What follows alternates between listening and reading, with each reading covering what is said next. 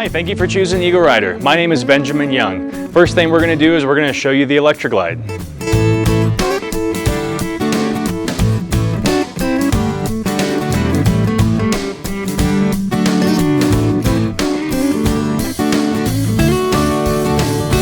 So now I'm going to show you the disc lock and the proper functions and how it works.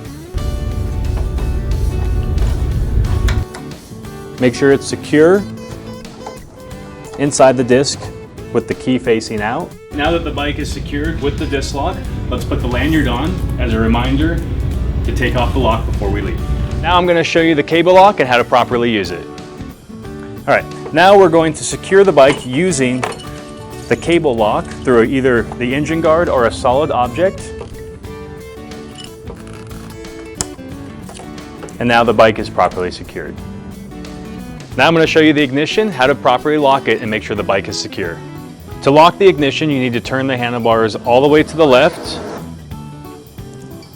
turn the ignition to the lock position, and then press down and lock the key. Now the bike is fully locked. Now that we've locked the motorcycle, we're going to show you how to properly unlock the motorcycle. I'm going to remove the keys from my pocket, unlock the motorcycle, turn it on, and I can show you the controls. All right, now let's go over the controls of the motorcycle. Now let me show you how to properly shift the gears in the motorcycle. On your left side, you have your shift lever, which is a pattern of 1 down, 5 up, with neutral between first and second, and a total of 6 gears.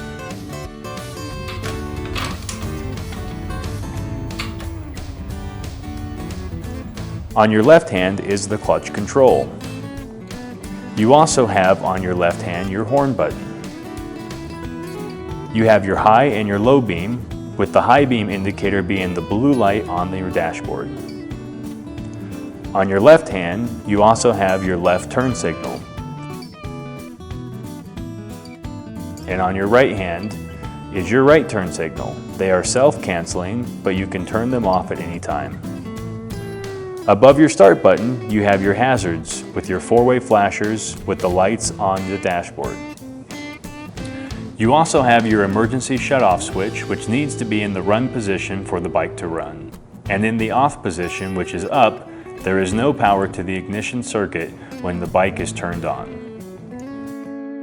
On your right hand is your throttle control, and your right hand controls your front brake, and your right foot controls the rear brake. All right, with the ignition on, we're now going to take the run switch and put it to the on position, which will give you a distinct sound of the fuel pump priming. We're then going to hit the on switch, which will start the motorcycle. On your left hand, you have your trip odometer. You're going to press and hold for 3 seconds to reset back to 0. Now let's cover the fuel and how to check the oil. All right, with a 6-gallon gas tank, this motorcycle has a range of up to 200 miles. Make sure you remember to put 91 octane when you're filling up the motorcycle. All right, now we're going to check the oil.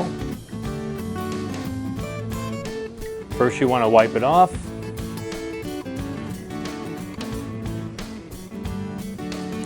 And make sure it's at the full level. Next, we're going to go over the condition report of the Harley-Davidson Electroglide. We're now going to use a program called Record 360 to capture the condition of the motorcycle, noting if any imperfections so that when you return the motorcycle, we can match that up to the condition of the motorcycle left in. All right, so before you hit the road, here's a few safety tips.